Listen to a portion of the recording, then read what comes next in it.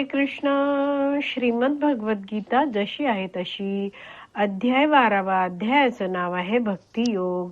18 आणि 19 एकत्र श्लोक आहेत. त्याचं तात्पर्य 6व्या ओळीपासून पुढे वाचायला सुरू करणार. त्याआधी श्रील प्रभुपादांना प्रार्थना करूया. हे श्रील प्रभुपाद, आम्ही भगवद्गीता हा ग्रंथ वाचून समजून घेण्याचा प्रयत्न करीत आहोत. त्यासाठी आम्हाला आशीर्वाद द्या.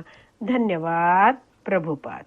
भक्त हा सर्वच परिस्थितीमध्ये सुखी असतो. त्याला कधी कधी स्वादिष्ट रुचकर भोजन मिळेल अथवा कधी कधी मिळणारही नाही, परंतु तो तृप्त असतो. तर असा हा जो शुद्ध भक्त आहे तो भगवान श्रीकृष्णांची भक्तिमय सेवा करून आंतरिक सुख, दिव्य सुख अनुभवत असतो. भगवंत भक्तांनी केलेली सेवा आहे ती स्वीकारतात आणि भगवंत त्याच्याशी प्रेमाचं आदान प्रदान करतात. असा भक्त आहे तो कायम सुखी, संतुष्ट, समाधानी असतो. सर्व परिस्थितीत तो संतुष्ट राहतो. हा भक्त आहे तो जाणतो की मला कधी खूप रुचकर भोजन मिळणार आहे, प्रसाद मिळणार आहे, तर कधी अगदी साधं खायला मिळणार आहे. पण भक्त आहे तो कृष्ण प्रसाद मिळतो आहे त्यातच आनंदी असतो. एक वैष्णव आचार्य समजवतात की सामान्यतः सुख म्हणजे काय, तर इंद्रियांना आनंद देणारी वस्तू मिळणं. पण जेव्हा व्यक्तीला, म्हणजे व्यक्ती जो शारीरिक स्तरावर आहे, जेव्हा त्याला आनंद मिळणारी वस्तू प्राप्त होते तेव्हा त्याला त्या वस्तूप्रती किंवा आनंद देणाऱ्या व्यक्तीप्रती अनुकूल भाव मनात निर्माण होतो. दुःख म्हणजे काय, तर इंद्रियांना आनंद न देणारी वस्तू मिळणं. तर जो शारीरिक स्तरावर आहे तो व्यक्ती आहे तो अशा दुःख देणाऱ्या ज्या काही वस्तू आहेत किंवा दुःख देणाऱ्या ज्या व्यक्ती आहेत त्यांच्या प्रती ह्या माणसाच्या मनामध्ये प्रतिकूल भाव निर्माण होतो. म्हणजे त्याला ते नकोसे वाटतात. एवढं आपल्याला कळलं आहे. पण जो शुद्ध भक्त आहे तो शारीरिक स्तरावर नाहीये, आत्मा स्तरावर आहे. आणि म्हणून तो हे जे सुख दुःख आहे त्यांच्यामध्ये अडकून पडत नाही.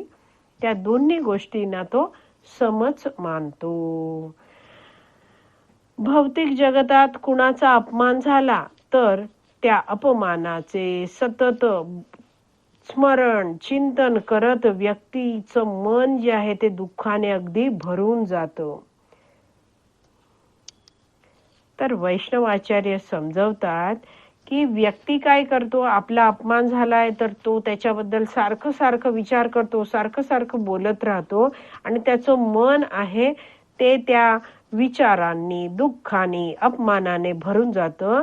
तर तसंच जेव्हा भक्त आहे तो रोज नियमितपणे भगवान श्रीकृष्णांच्या कथा श्रवण करतो, कीर्तन करतो, कथांबद्दल बोलतो, स्मरण करतो की आज मी काय ऐकलं, अशा रीतीने हा भक्त आहे तो या स्मरण चिंतन यामध्ये रमत राहतो.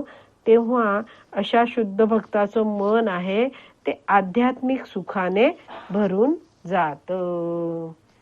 पुढे वाचते आहे, तो घरादाराबद्दल चिंता करीत नाही. तो कधी कधी वृक्षाखाली राहील अथवा राजवाड्यासारख्या मोठ्या इमारतीत राहील, परंतु त्याला कशाचेही आकर्षण नसते.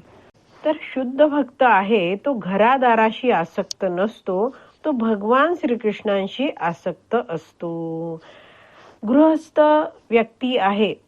शुद्ध भक्त जर गृहस्थ असला तर तो आपल्या घराची व्यवस्था पाहतो, आपली कर्तव्य तर करतो. पण जे प्रचार करणारे जे व्यक्ती आहेत जे सतत फिरत असतात, कधी या गावात प्रचार करतात तर कधी त्या गावात प्रचार करतात.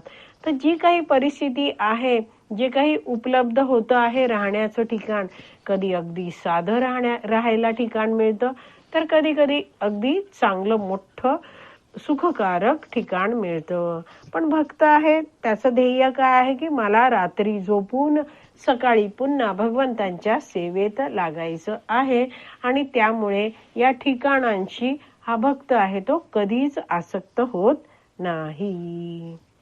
पुढे वाचते आहे, त्याला स्थिर म्हटले जाते कारण तो आपल्या निश्चयामध्ये आणि ज्ञानामध्ये स्थिर असतो. तर इथे आपण निश्चय हा शब्द वाचला. तर या शुद्ध भक्ताचा निश्चय काय आहे? त्याने आपला संकल्प कोणता निश्चित केला आहे? तर मला भगवान श्रीकृष्णांचीच भक्तिमय सेवा करायची आहे असं त्याने ठरवून टाकलं आहे, निश्चय केला आहे. आणि आपण वाचलं की तो ज्ञानामध्ये स्थिर आहे. तर कोणतं ज्ञान? मी भगवान श्रीकृष्णांचा नित्य दास आहे, भगवान श्रीकृष्ण माझे स्वामी आहेत, या ज्ञानामध्ये हा भक्त आहे तो स्थिर असतो. स्थिर असतो म्हणजे कसं? अस्थिर परिस्थिती जरी आली तरी त्या परिस्थितीत सुद्धा हा शुद्ध भक्त कायम स्थिर राहतो. कुणीही त्याला त्याच्या निश्चयापासून दूर करू शकत नाही. तर असा हा जो शुद्ध भक्त आहे तो कधी अगदी आजारपण जरी आले तरी कुणालाही दोष न देता स्थिरपणे भक्तिमय सेवेत मग्न राहतो. तर असा हा भक्त आहे तो कशा रीतीने स्थिरमती आहे हे आपण उद्याच्या भागात पण जाणून घेणार आहोत. तर आज मात्र आपली विराम द्यायची वेळ झाली आहे. आज आपण इथेच विराम देऊया. श्रीमद भगवद गीता की जय. श्रील प्रभुपाद की जय. हरी बोल.